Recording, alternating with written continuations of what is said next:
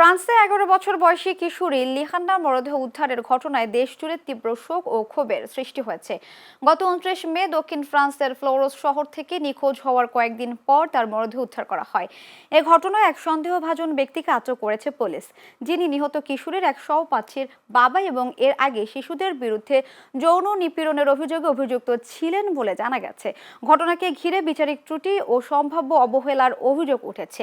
বিশেষ করে পূর্বের অভিযোগগুলো থাকা সত্ত্বেও কেন কার্যকর পদক্ষেপ নেওয়া হয়নি তা নিয়ে জনমনে প্রশ্ন দেখা দিয়েছে। পরিস্থিতির গুরুত্ব বিবেচনায় দেশের সব রাষ্ট্রীয় কৌঁসুলিকে জরুরি বৈঠকে তলব করেছে ফরাসি সরকার। এদিকে মন্টেনেগ্রো সফরকালে প্রেসিডেন্ট ইমানুয়েল ম্যাক্রো স্বীকার করেছেন পুরো প্রক্রিয়ায় স্পষ্টতই কোথাও না কোথাও ব্যর্থতা ছিল এবং তিনি ঘটনার পূর্ণাঙ্গ তদন্তের নির্দেশ দিয়েছেন।